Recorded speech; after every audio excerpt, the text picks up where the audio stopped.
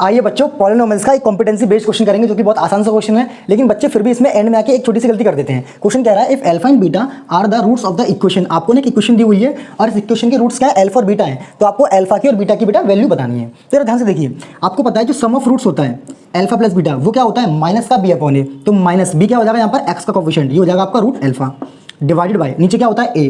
तो यहाँ पर एक्स स्क्वायर का कोफिशिएंट कितना है 1, तो यहाँ पर कितना हो जाएगा 1। तो यहाँ से अल्फा प्लस बीटा की वैल्यू कितनी हो जाएगी माइनस का अंडर रूट अल्फा। तो इसको बेटा पहली इक्वेशन मान लीजिए। अगर ध्यान से देखिए दूसरा रिलेशन हमारे पास क्या होता है alpha into beta product of roots, वो होता है सी अपॉन ए। सी कितना बेटा इसमें बीटा, और डिवाइड में कितना हो जाएगा 1, क्योंकि एक्स स्क्वायर का कोफिशिएंट यहाँ पर कितना है 1। तो यहाँ से अल्फा बीटा की वैल्यू आपको कितनी मिल जाएगी बीटा। इसको मान लीजिए आप दूसरी इक्वेशन। अब बेटा इन दोनों इक्वेशंस की हेल्प से आपको क्या करना है अल्फा और बीटा की वैल्यू लेके आनी है। तो बेटा बिल्कुल जरा ध्यान से देखिएगा, हम पहले इस इक्वेशन को सॉल्व करके यहाँ से हम अल्फा की और बीटा की वैल्यू निकालेंगे, फिर उसके बाद ही हम इसे सॉल्व करेंगे। बिल्कुल बेटा जरा ध्यान से देखिएगा, यही सारी चीज़ें हमें दिक्कत दे जाती हैं। अब देखिए यहाँ लिखा हुआ है अल्फा बीटा, इसको ले आइए इधर, तो जाएगा माइनस का बीटा इक्वल्स टू 0।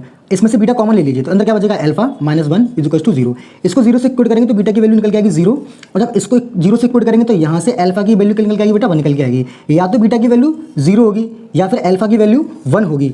इस इक्वेशन से हमें एक रिलेशन ये मिल गया, या तो बीटा की वैल्यू 0 होनी चाहिए या अल्फा की वैल्यू बेटा 1 होनी चाहिए। तो हम दो केस बनाएंगे, एक बनाएंगे जब बीटा की वैल्यू 0 हो जाए। जरा ध्यान से देखिएगा बेटा, अगर मैं बीटा की वैल्यू बना लूँ 0, अगर मैं बीटा की वैल्यू ले लूँ 0, तो जैसे मैं बीटा की वैल्यू बेटा यहाँ रखूँगा 0, तो देखिए तो 0 हो जाएगा। तो यहाँ से अल्फा की वैल्यू किसके बराबर आएगी माइनस का अंडर रूट अल्फा के बराबर। क्या बेटा ऐसा पॉसिबल है कि कोई भी नंबर बराबर हो उस नंबर के स्क्वायर रूट के और माइनस के बराबर? ये तो पॉसिबल नहीं है। जैसे मान के चलिए अगर मैं अल्फा की वैल्यू 2 रख दूँ तो क्या 2 बराबर होगा माइनस अंडर रूट 2 के? तो ये तो पॉसिबल नहीं है। तो बेटा ये केस तो पॉसिबल होगा नहीं, क्या लिखेंगे हम नॉट पॉसिबल। तो ये केस तो बेटा पॉसिबल होगा नहीं। तो हम दूसरा कौन सा केस लेंगे, जब अल्फा की वैल्यू लेंगे बेटा हम 1। जैसे आप अल्फा की वैल्यू यहाँ पर 1 रखेंगे तो यहाँ रखिए 1, तो कितना हो जाएगा 1 plus beta is equals to minus under root 1।